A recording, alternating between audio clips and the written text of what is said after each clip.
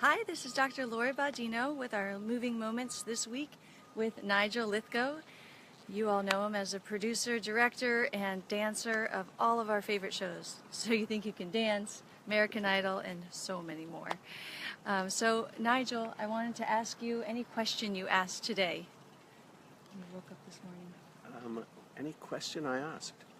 I asked if the dog groomer had been around before I got up. And he hadn't been, but he's been around now. We're here with this lovely, adorable dog. Maybe we'll show him at the end. So was he here? He wasn't, no. He wasn't, but he came later. So you had a, oh, okay. So your schedule started, okay. Yes, yes. Okay. And you know me as a psychologist, and I work with children and using movement and the body. And I just wanted to ask you how you moved and played as a child.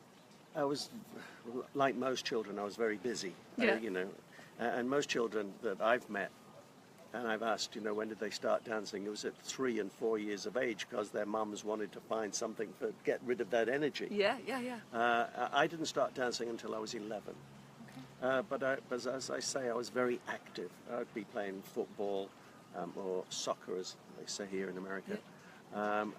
Kiss chase. Used to chase after the girls and catch them and kiss them in the playground. I was about 7 or 8 at the time. Yeah. It didn't stop. Oh, too funny. But I started dancing, tap dancing at 11 years of age. Okay. And that led me into classical, ballet, ballroom, jazz, every other form of dance. Yeah. So that was your play. Yeah. Getting your body moving on the dance floor. Sure. But I also worked. I mean, I was a paper boy, so I'd run around first thing before school delivering papers, and then after school I was a fruit delivery boy on a bicycle, and it had a little basket on the front, and you'd take fruit round to people's houses. So I was very, very hard working as a kid. That's wonderful. Yeah, I remember you telling me your story, and it seems like it's right out of a movie. Yeah, very Billy Elliot. Very Billy Elliot, yeah, which I loved. So that's wonderful.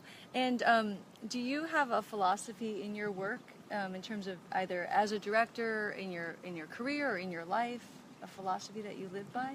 Yeah, and in truth it's something that I learned later on, but I've always believed it.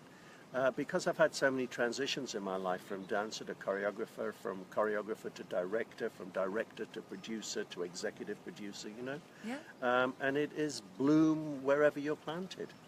Just do your best wherever you are, and whatever you're given to do, just do your best. Yeah. Shine. Bloom. Is there a way you're doing that? Is there a feeling you get? Is there? It's success. To be honest with you, I'm sitting close. I'm like, rub it off on me, please. It is, and sometimes you fail. There's no question about that. And I think the Japanese have got a great saying. Something if you fall down 7 times, you pick yourself up 8 times. Right. Don't be frightened about failure. Is the big thing. We all fail at certain points in our lives. It's the strength is in picking yourself up and starting over again. Yeah, I imagine. And it's learning from that failure. That's the Yes. biggest thing. Right. I learned more from my failures than I learned from my successes. I was too busy patting myself on the back from the successes to learn anything, Yeah, and I was going to say it's that analogy of like pruning and helping the garden, and then it keeps growing. Even when it seems like it's dormant, it comes back. Absolutely. right.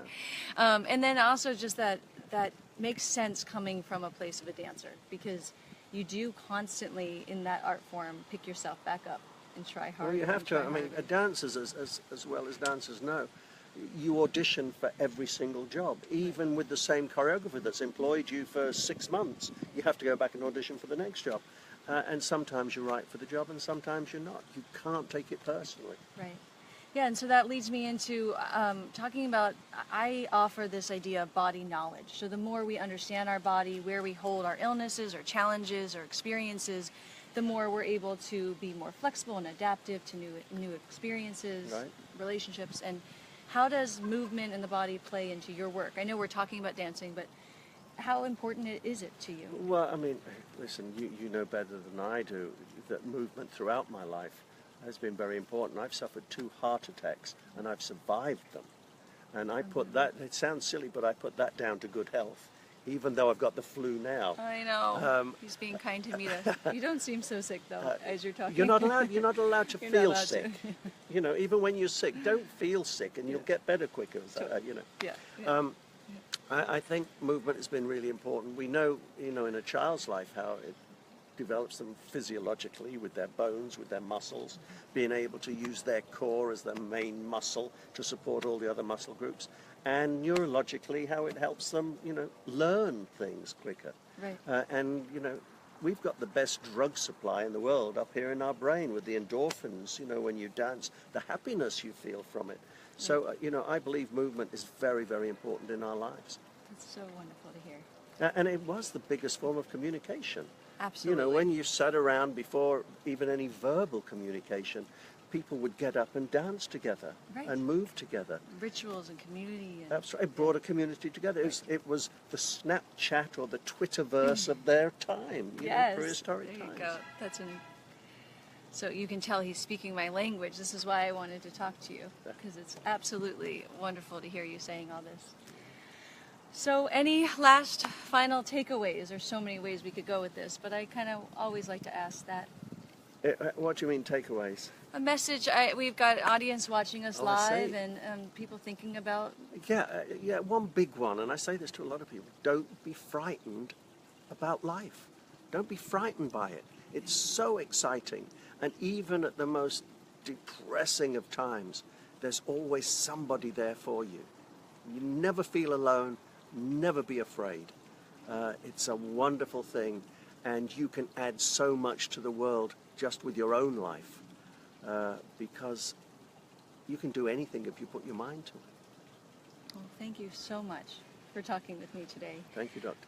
It's such a wonderful message, and I hope all of you take this moment and just take a moment to just be in your body and aware of how appreciative we should be. And definitely check out Dizzy Feet and Nigel's incredible work, as well as you can go to my website, drloribaudino.com, and get your free Superpowers Guide and Super Senses Guide. And Superpowers, I'd like those. Super Senses, how to use our senses to help us with our children and understanding challenging moments. Oh, great. As well as moving moments, so a weekly blog post that talks about the work I do with children and inspiring to help more and more kids. Thank you all, and have a wonderful day. Keep moving. Thank you. Keep moving, yes. Keep moving.